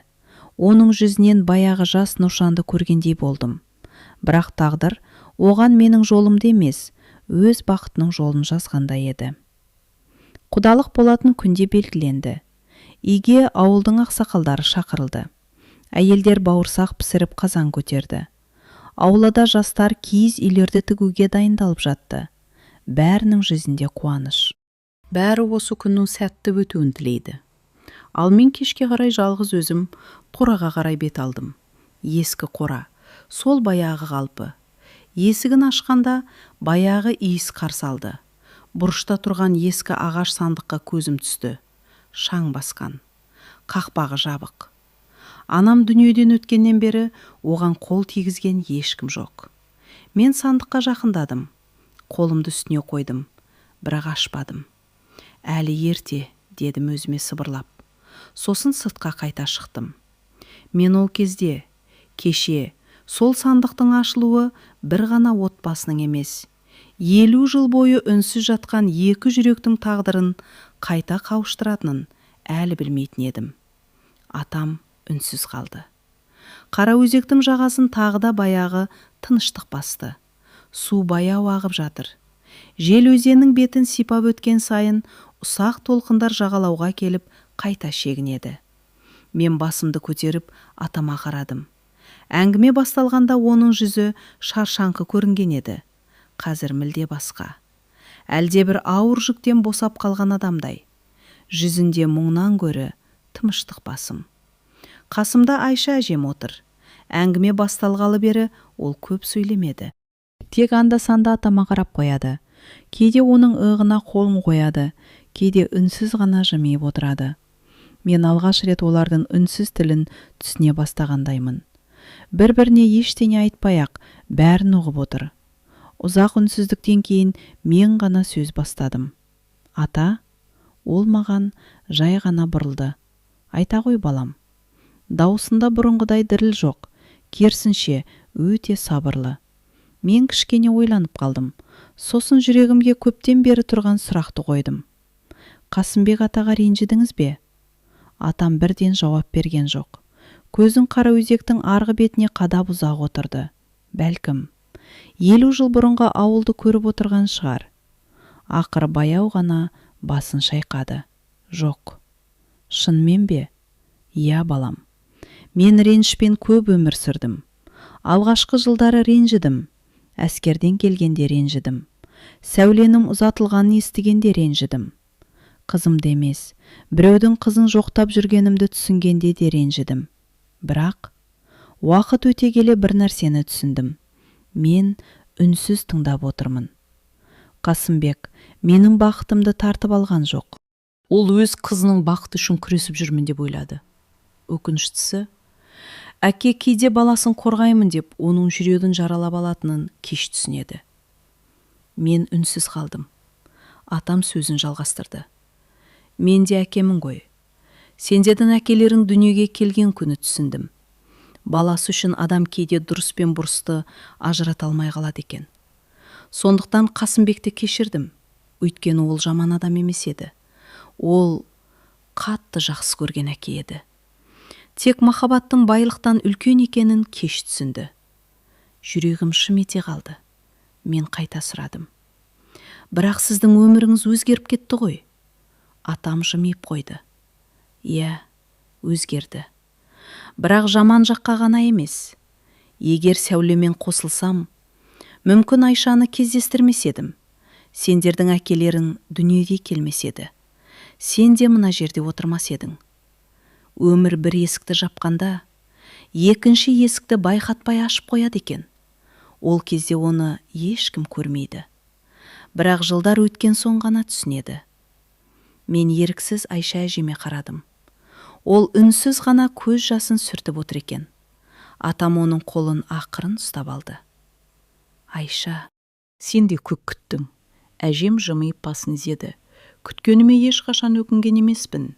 Мен таңырқай қарап қалдым. Әжем алғаш рет әңгімеге араласты. Балам, мен сенің атаңның жүрегінде бір жара бар екенін алғаш көрген күнімнен білдім.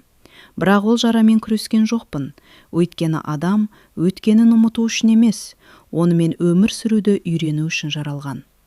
Атам әжеме үнсіз қарады. Мен олардың жанарынан бұрын байқамаған мейірімді көрдім. Сосын жүрегімдегі тағы бір сұрақты қойдым.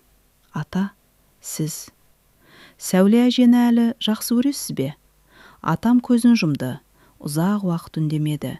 Мен қойған сұраққа өкінгендей болдым, бірақ ол ақырын ғана сөйледі. Жоқ балам, мен оның жастығын жақсы көремін.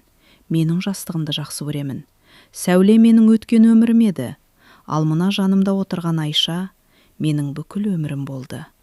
Мен еріксіз әжеме қарадым. Оның көзінен жас сырғып бара жатты, бірақ ол жылап отырған жоқ еді. Бұл жүрекке жеткен сөздің жасы болатын. Мен біраз үнсіз отырдым. Көкірегімдегі соңғы сұрақты қоюға батылым жетпей тұрды. Бірақ атамның өзі байқап қалғандай болды. Тағы бірдеңе сұрайын деп отырсын қоям. Мен жай ғана басымды изедім. Сұрай бер. Кейде айтылмай кеткен сұрақ адамның ішінде өмір бойы қалып қояды. Мен терең дем алдым. Сәуле әже бақытты болды ма? Атам алғаш рет бірден жауап бере алмады. Ол төмен қарап отырды. Саусақтары дірілдеп кетті.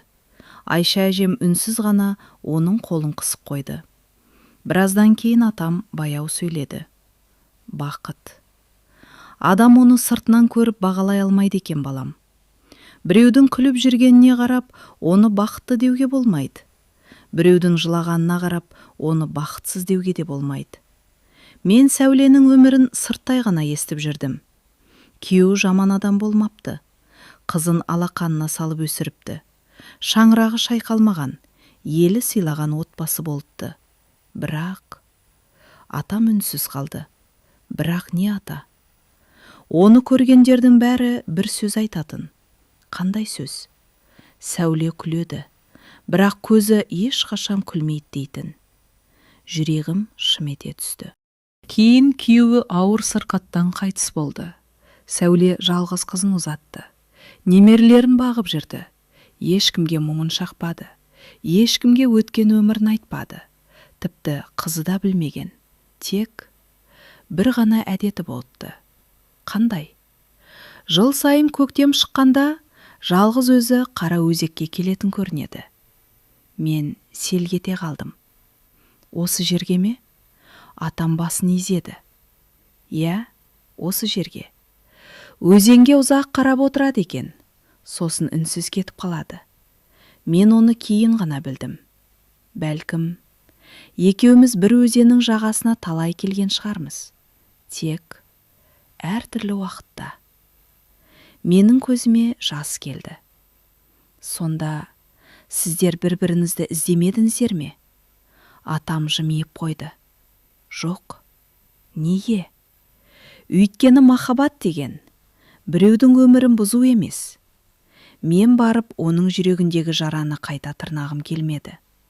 Оның отбасы бар еді, баласы бар еді. Мен өз сағынышым үшін олардың тыныштығын бұзуға қақым жоқ болатын. Мен үнсіз қалдым. Сол кезде Айша әжем жай ғана сөйледі. Сол үшін де мен сенің атаңды сыйладым. Мен әжеме қарадым. Ол жымиып отыр екен. Бір күні мен одан, Сәулені ұмыттың ба? Деп сұрадым. Сендердің атаң не деді білесің бе? Мен басымды шайқадым. Ол жоқ, бірақ мен Айшаны ешқашан жылатқым келмейді деді. Сол күні мен түсіндім. Адамның жүрегінде өткені болуы мүмкін, бірақ ол бүгініне адал болса, одан артық ерлік жоқ. Атам үндемей төмен қарады. Мен оның көзінен жас көрдім. Мүмкін, бұл өмірінде алғаш рет шығар. Ата, егер уақыт кері қайтса, Сәуле әжеге тағы да ғашық болар ма едіңіз? Атам еш ойланбастан жауап берді. Иә. Мен таңғалдым, бірақ ол сөзін аяқтады. Ал егер өмір маған екінші мүмкіндік берсе, мен бәрібір Айшаға үйленер едім. Мен аң-таң болып қалдым. Қалай? Атам күлімсіреді. Себебі алғашқы махаббат адамға сезінуді үйретеді. Ал өмірлік жар адамға өмір сүруді үйретеді. Мен Сәулемен арман құрдым, ал Айшамен сол өмірді сүрдім. Екеуінің орны екі бөлек, бірін-бірі алмастыра алмайды. Бірақ менің қасымда қартайған адам Айша, менің балаларымды өсірген Айша, қуанышымды да қайғымды да бөліскен Айша. Сондықтан мен өз өмірімді қайта таңдар болсам, тағдырыма қайтадан иә дер едім. Мен сол күні алғаш рет махаббаттың бір ғана түрі болмайтынын түсіндім. Бір махаббат жүректе мәңгі сақталады.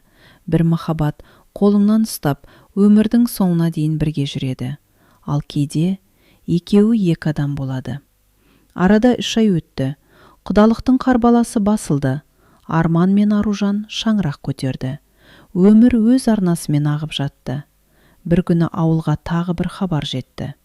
Сәуле әже ауырып қалыпты. Мен атама қарадым. Ол ештеңе демеді, бірақ сол күні кешке дейін үйдің сыртындағы орындықтан қозғалмай отырды. Айша әжем ғана қасына барып, барғың келе ме деп сұрады. Атам басын төмен түсірді. Жоқ. Неге? Өйткені менің баруым оған жеңілдік емес, тағы бір ауырлық болады. Айша әжем оның иығына қолын қойды.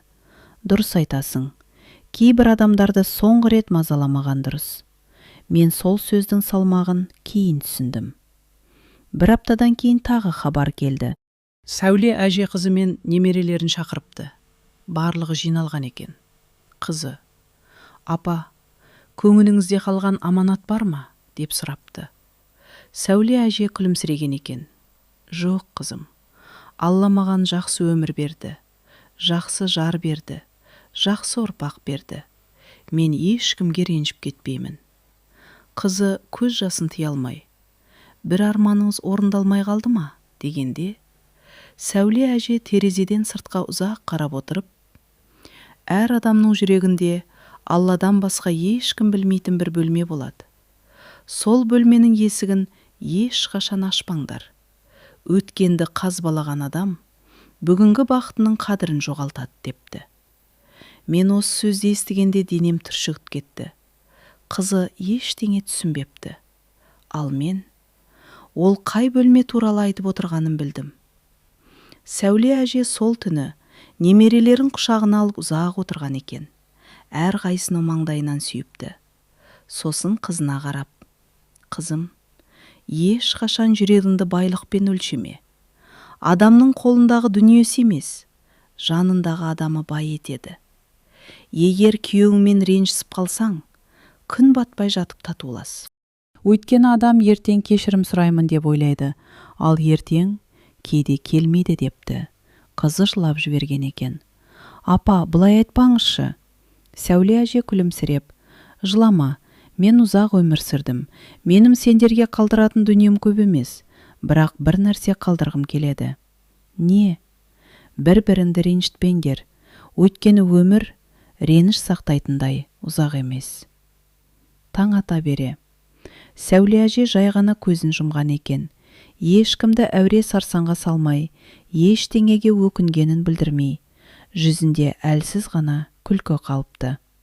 Ауыл адамдары өте жарық жүзбен кетті десіпті. Хабар жеткен күні атам ештеңе демеді, тек орнынан баяу тұрды, сыртқа шықты. Мен үнсіз соңынан ердім. Ол тағы да қара өзекке келді, ұзақ отырды. Бір кезде қалтасынан баяғы сарғайған хатты шығарды. Сол, жарты ғасыр сақталған соңғы хат. Атам хатты ашқан жоқ, тек алақанына қысып отырды.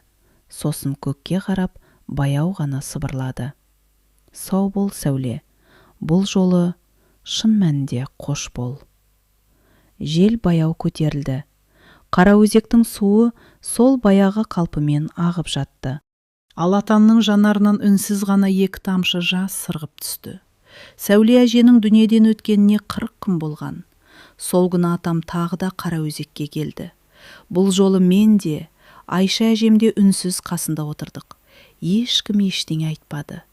Жел ғана ескі қамыстарды баяу тербетіп тұр. Бір кезде атам қалтасынан әлгі сарғайған хатты шығарды. Мен оны алғаш рет жақыннан көрдім. Уақыт қағазды сарғайтқан. Бірақ әріптері әлі анық.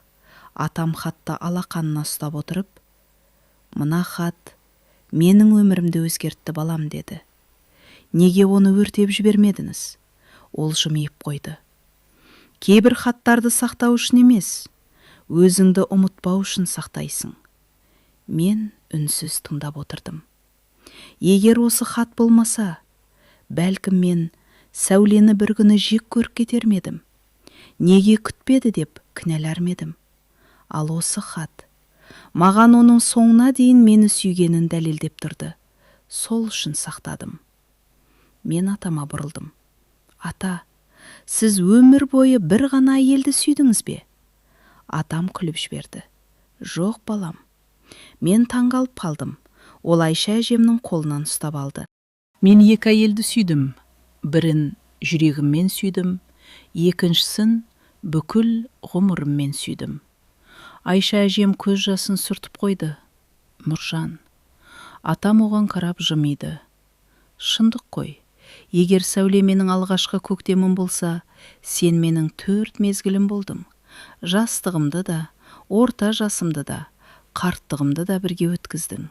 Мен жылап жібермеу үшін төмен қарадым». Айша әжем ақырын ғана сөйледі. «Балам, әйел адамға ерінің өткенін жеңу қиын емес. Ең қиыны, оның бүгінгі жүрегінен орын таба алмау. Сендердің аталарың маған ешқашан өтірік айтқан емес. Бір күні өзі келіп, менің өткенім бар деді. Мен, өткеніңді емес, бүгініңді маған бер дедім. Сол күннен бері біз бірге келеміз». Атамның жанары жасаурап кетті. «Айша, мен саған лайық жар болдым ба?» Әжем күліп жіберді. «Сен әлі күнге дейін соны сұрайсың ба? Айта салшы». Айша әжем оның қолын қысты. «Егер қайтадан өмірге келсем, тағы да сені таңдар едім. Бірақ бұл жолы сені сәл ертерек кездестірер едім». Атамның жанарынан жас ыршып кетті. Мен өмірімде бірінші рет олардың бір-біріне деген махаббатын осылай көрдім. Үйге қайтарда атам Қараөзекке соңғы рет бұрылып қарады. «Не қарап тұрсыз?» деп сұрадым. Ол күлімсіреді. «Ештеңе. Тек 2 жастың арманы осы жерде қалған. Ал 2 қарияның тыныштығы бүгін осы жерден табылды». Мен оның иығынан құшақтадым. Ол алғаш рет маған әке емес, кішкентай бала сияқты көрінді. Біз ауылға қарай аяңдадық. Қараөзек артта қалып бара жатты. Бірақ менің жүрегімде атамның бір ғана сөзі қайта-қайта жаңғырып тұрды. «Махаббат деген міндетті түрде бірге өмір сүру емес екен балам. Кейде махаббат бір-бірінің бақыты үшін үнсіз кетіп қалу екен». Мен атам мен әжемнің соңынан ұзақ қарап тұрдым. Екеуі баяу ғана ауылға қарай кетіп бара жатты. Атамның бір қолында таяғы, екінші қолында Айша әжемнің алақаны. Осы көрініске қарап тұрып мен бір нәрсені анық түсіндім. Тағдыр кейде адамдарды айырады, бірақ махаббатты ешқашан жеңе алмайды. Өйткені шынайы махаббат уақытпен өлшенбейді. Ол ұрпақпен жалғасады. Бір кезде Нұржан мен Сәуле қосыла алмады. Ал жарты ғасырдан кейін олардың өнерелері Арман мен Аружан бір шаңырақтың астында бас қосты. Тағдыр кешіткенімен әділдігін орнатты. Мен Қараөзектің суына ұзақ қарап отырдым. Өзен сол баяғыдай ағып жатыр. Жарты ғасыр бұрында осылай аққан. Бүгін де солай. Ертең де аға береді. Ал адамдар келеді, кетеді.